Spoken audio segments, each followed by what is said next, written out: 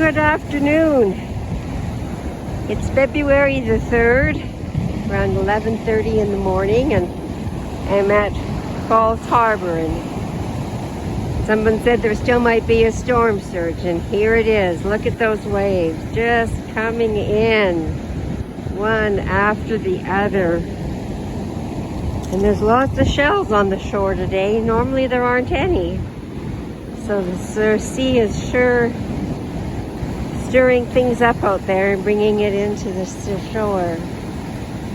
It's hard to believe it's February 3rd. The rain came and took away all the snow. Just look and listen to those waves.